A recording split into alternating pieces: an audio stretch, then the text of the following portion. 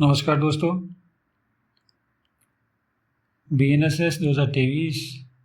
की धारा 87 में कुर्की के बारे में दावे और आपत्तियों के बारे में बताया गया है।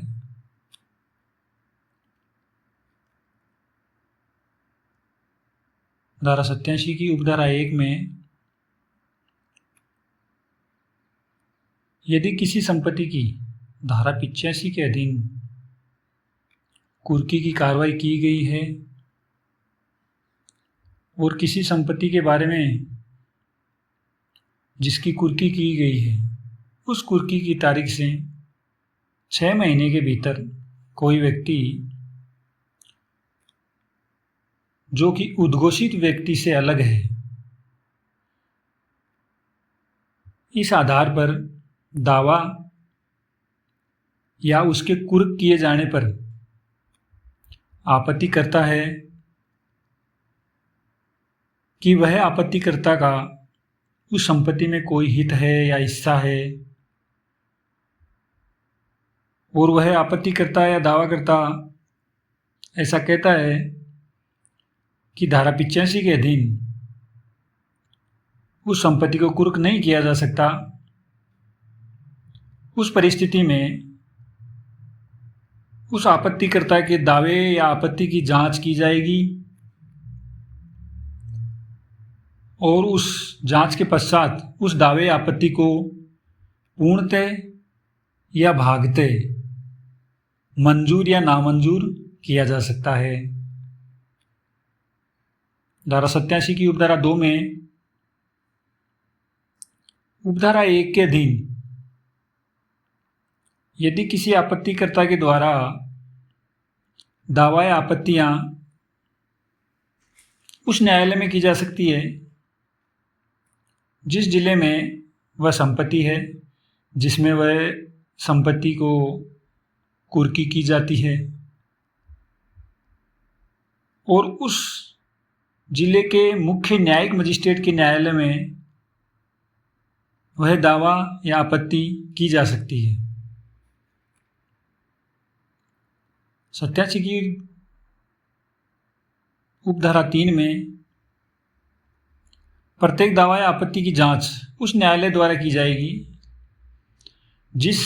क्षेत्राधिकार में वह दावा या आपत्ति प्रस्तुत की गई है,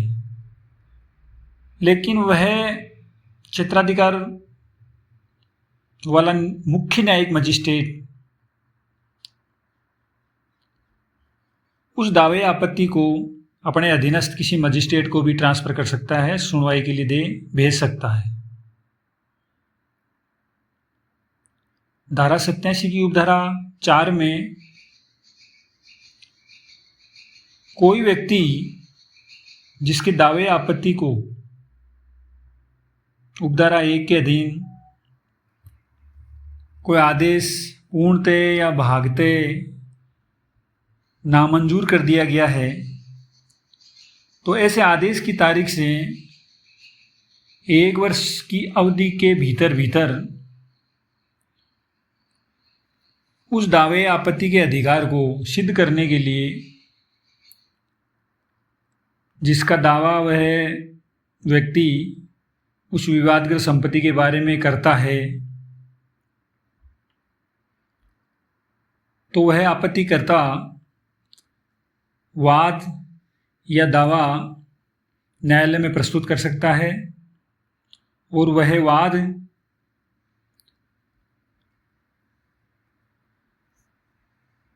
उस दावे आपत्ति के आदेश के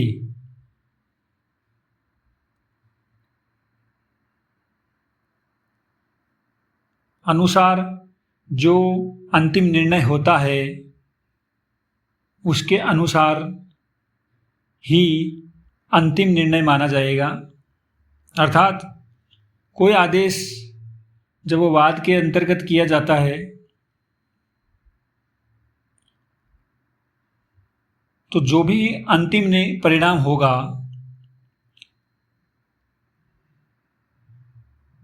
उसी के अनुसार निर्णय मान्य होगा। उक्त धारा 87 सीआरपीसी 1973 की धारा 84 के समरूप है।